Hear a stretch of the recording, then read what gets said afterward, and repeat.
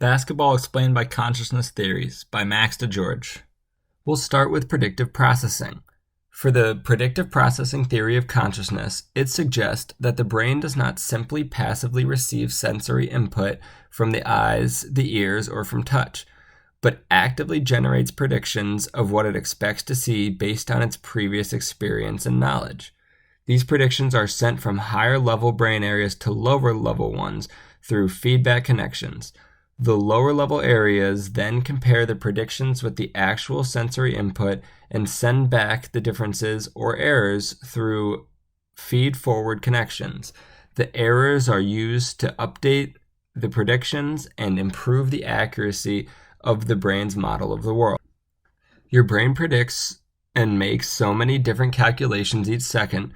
So, since there are too many to talk about for each basketball clip, I will pick one or two possible predictions to focus on each time. To start, in this clip, he makes a number of predictions. He unconsciously predicts that the floor will be even right in front of him and steps without ever perceiving the ground in front of him. He also instinctively looks right away directly to his defenders because based on his past experience, this is where he would need to look instead of looking into the crowd or somewhere else. He realizes he's made a prediction error as he cannot get to the left because Kobe Bryant cuts him off. So he gets bottom-up predictioning that he needs to cut back and split the defenders through the middle. Here, Kyrie's brain uses past experiences of playing basketball, and before his defender can even show which way he is going, he plans on spinning back to the left. His brain has seen the situation so many times before that now with minimal information from his visual perception, he can still make this decision. Kyrie Irving receives feedback that his last move is correct, but he doesn't have much time to make his next prediction, which he will have to predict where he would have to move the ball in order to avoid Kobe's outside hand. You can tell that his decision is conscious because if it was not conscious, he would not have a choice of where the ball went. However, clearly here, he flicks the ball back to his left off of his knee, keeping it in play, which was a conscious decision to avoid the defender in his way. Here, Kyrie Irving makes a prediction of judging size. He obviously does not know the actual height of Carmelo Anthony, but he has seen so many different things of varying sizes throughout his life that here he can tell that Carmelo Anthony is standing too tall and too big to try to go finish on with his frame. Kyrie Irving now is processing a new scenario. His brain is not taking in all of the objects in the background, but instead is leaving a prediction of what it might be based on what he knows is probably there, based on past experience. Russell Westbrook loads up and falls for the fake. There is no conscious processing right now because the play is happening too quickly. Kyrie has pre-planned this move that he's going to fake to his left and go to his right. This was all top-down predictions. Once he sees that his move has worked so well, however, he uses bottom-up predictioning to perceive that his move has worked. Kyrie Irving's perception spotlight is now likely on how Eric Gordon is standing in the open space behind him.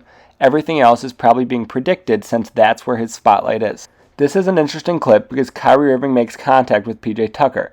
It is likely that because he's making contact, he's getting the perception of touching him, but he's more focused with his attentional spotlight on the basketball and where he's trying to go next. After recovering from that mistake, he makes a new prediction. He quickly looks up and is able to perceive that Eric Gordon is coming out with 1 foot higher than the other, so he should be able to spin past him. This is his new prediction. We'll now watch the same video again, but instead use the global neural workspace theory to predict why his brain is acting the way it is. The global neuronal workspace theory proposes that, in the conscious state, a nonlinear network ignition associated with recurrent processing amplifies and sustains a neural representation, allowing the corresponding information to be globally accessed by local processors.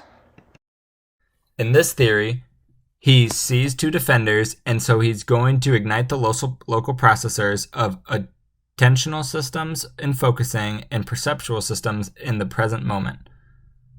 This will help him to attack the double team. He reads off using his perceptual systems that he is now in the open space. He sees the open space using his perceptual system, and he ignites the local processors for the motor system so that he can split the double team and get further down the court.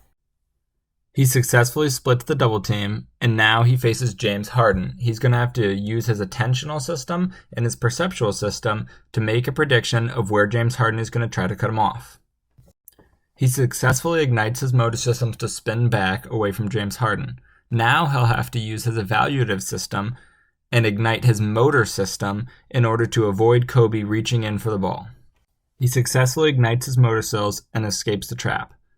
Right here, he sees Russell Westbrook's feet, and he's evaluating what Russell Westbrook is going to do in the situation. So he needs to figure out what local processors to ignite due to the fact that he has seen with his perceptual systems that his feet are facing towards his right. Kyrie Irving uses here what is called the double move. He is not using the second move where he is about to go behind his back again from his left to his right hand based off his evaluative local processors.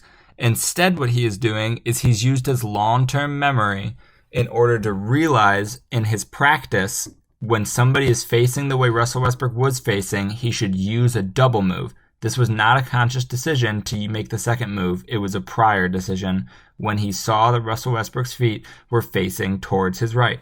Kyrie Irving is now faced with a new situation. He's going to have to use his evaluative systems and his perceptual systems to see where Eric Gordon is and make a decision on how to act when he takes his next dribble. Now that his move has not worked, he's going to have to use his evaluative local processors and his focusing local processors again to try and quickly create a solution to the problem. He has been blocked and he can't get the ball stolen here, so he has to get to safety. This clip best shows how the global neural workspace theory would work. He uses his perceptual systems to see what Eric Gordon is doing, which then ignites the evaluative system to figure out what action needs to be taken in order to not get the ball stolen. Then his motor system is ignited, which is going to spin back to the left into space away from Eric Gordon. Although predictive processing is often better in explaining basketball actions, this is another great example of the global network workspace theory. He needs to use his perceptual systems and his attentional systems to judge whether or not he can get out to the ball. And then once they have decided that he can make it far enough and perceived where the ball is, he can activate his motor systems to tap the ball down and then finish the easy dunk.